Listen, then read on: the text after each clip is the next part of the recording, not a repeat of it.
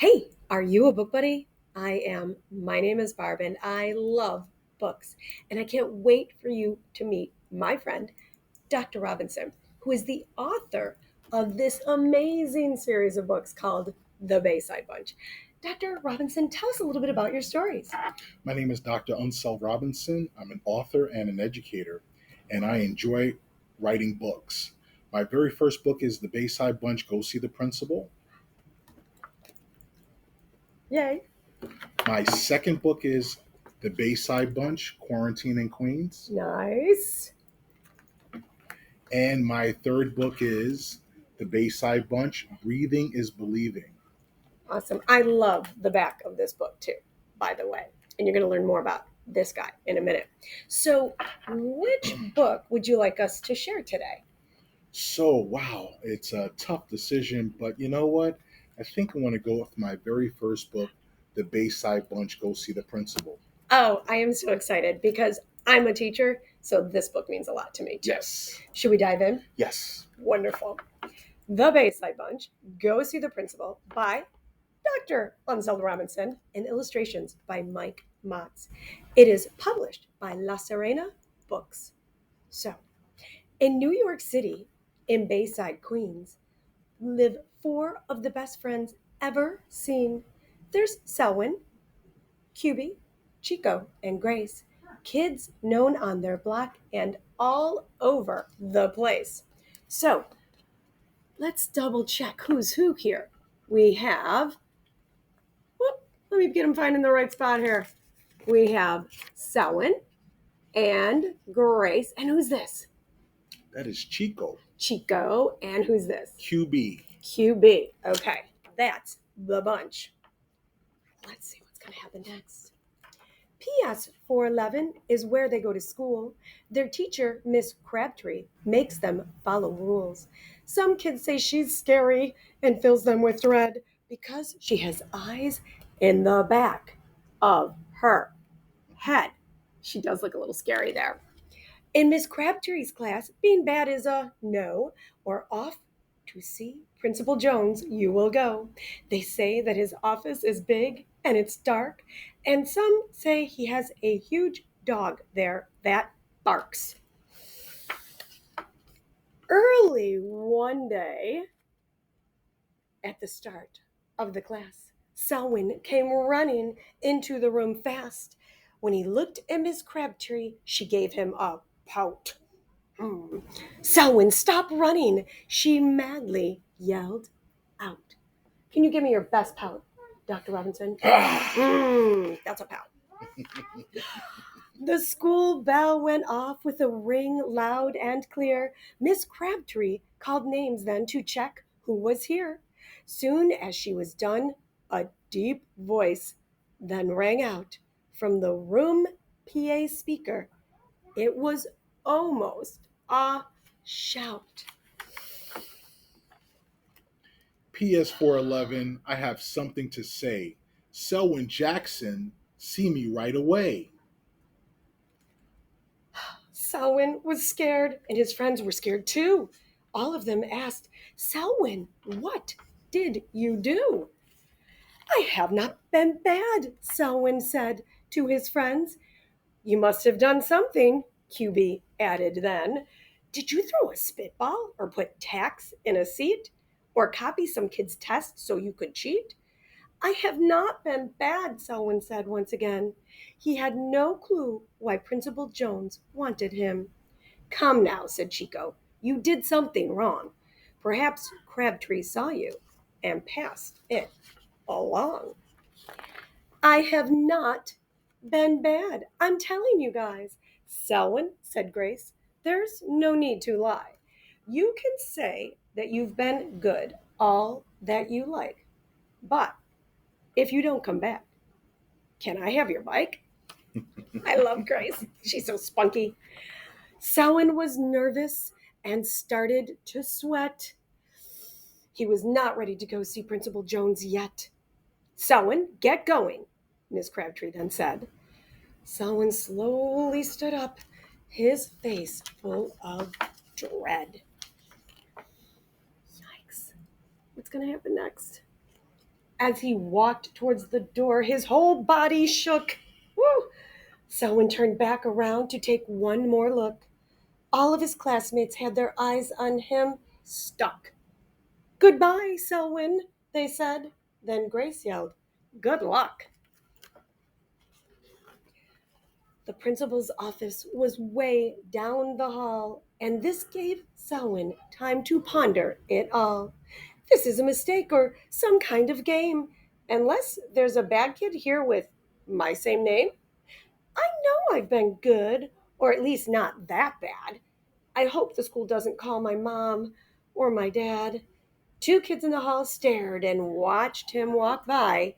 Selwyn was scared, but he knew not to cry. Whoa, look at that giant door. At the end of the hall was a really big door. It looked 50 feet high, or even some more. A huge sign at the top read, "Principal Jones." Selwyn was so scared, he shook to his bones.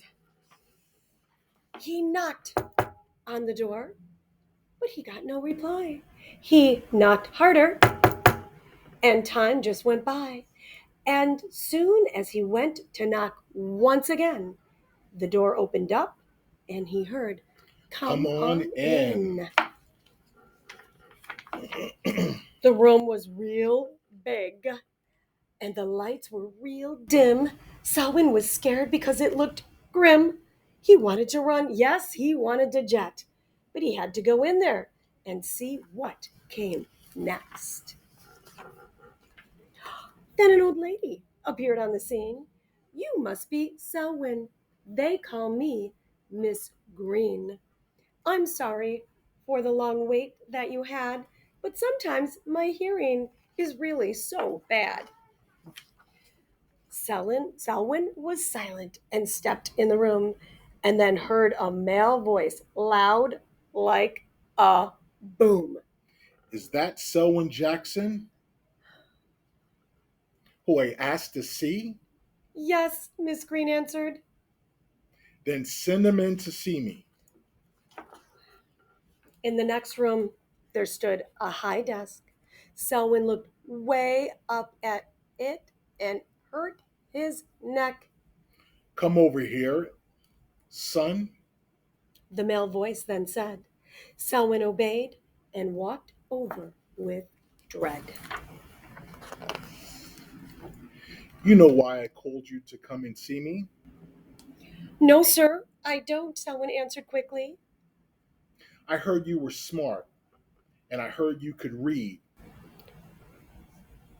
So, Selwyn, there's something from you that I need. "What is it?" asked Selwyn with fear in his voice. I I want to spread the news, and you are my choice. PS411 should know what's going on. Each morning, you'll tell them before the school song. When Selwyn heard that, he smiled with delight. The room was not scary or dark, it was bright. Then Principal Jones walked around from his desk. He did not look creepy, but nice and well dressed. Yes, Principal Jones was as cool as could be. He gave Selwyn a fist bump, then laughed out with glee. Will you do it? Principal Jones then asked. "Yes, sir," Selwyn said. "That's a real easy task." Miss Green walked him over to the PA desk. "Here," she told Selwyn. "Now, you do your best. This is the mic that you need to use, and this is the paper to read for the news." Selwyn then cleared his throat really loud. Then he spoke slowly, clearly, and proud. "Hi, this is Selwyn. I'm here to read the news and tell you guys what's going on here at school."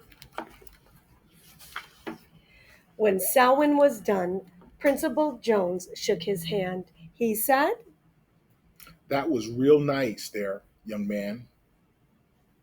You did quite well on your very first try. Thank you, said Selwyn.